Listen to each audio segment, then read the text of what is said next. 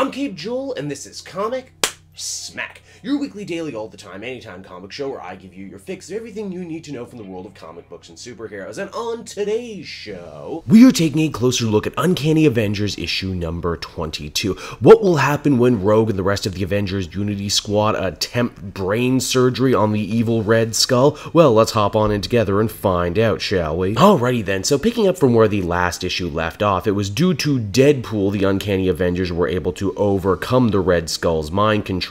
Rogue, finally wanting to end this horrible nightmare and recover Professor Xavier's brain from the Nazi supervillain, she took it to the only person she thought would be capable of conducting such a delicate operation, and that would be Beast. And while I'm not gonna lie, part of me really did want to see a superhero medical procedure where Beast gets his big blue fuzzy hands all up in there trying to remove the brain. By the time we open the comic, it's already said and done. Granted, now that the X-Men and Avengers have managed to recover Xavier's brain, you would assume it's all going to be sunshine and rainbows now, only it's not. Now they have to contend with their former leader, the former man who brought them all together, Captain America Steve Rogers, who, if you haven't been reading the main Captain America book right now, he had his mind and personal history rewritten by a cosmic cube godchild named Kobik into believing he's always been a Hydra sleeper agent. Also, if you haven't been reading the Captain America book, Steve Rogers is now the current head of S.H.I.E.L.D. and as such uses his authority to bring the Red Skull into his custody, but more on that in this week's Captain America book if you are so interested. Now, Rogue, Steve, and the others hadn't exactly left on the best terms. Cap disbanded the Avengers Unity Squad once he found out Cable and the rest of them were trying to find a cure for the Mpox. And now he's really starting to test everyone's patience when he says he needs to take Xavier's brain into his custody too. It's a weapon of mass destruction, as he puts it, and it can only be in governmental custody. As you might have guessed, after all the hell she went through trying to get it back, Rogue pretty much tells Steve that he can have the brain from her cold dead hands before she escapes with it. What could she possibly do with all that power? Well, as we discover, she actually wants to give Chuck some dignity by letting the brain join the rest of his body, and thanks to the Human Torch Johnny Storm, they kinda cremate the brain. Oh, there you have it, everybody. They finally put to rest a storyline that started all the way back in the original Marvel Now Uncanny Avengers. And I mention that as well because the rest of the comic really does have a feeling of finality about it. Remember, Steve broke up the team, and the only reason they all came back together to fight the returned Hank Pym Ultron robot or save Bruce Banner's body from getting turned into a weapon by the Hand.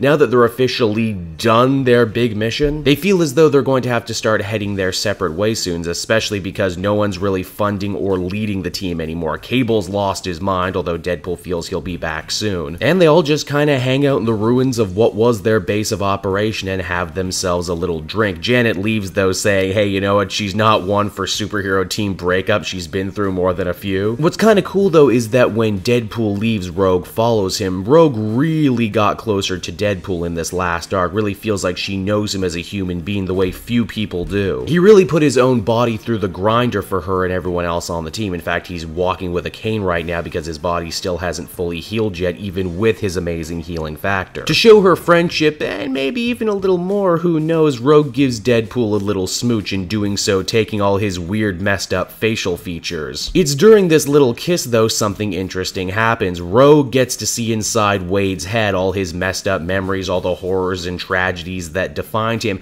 but it's a two-way street.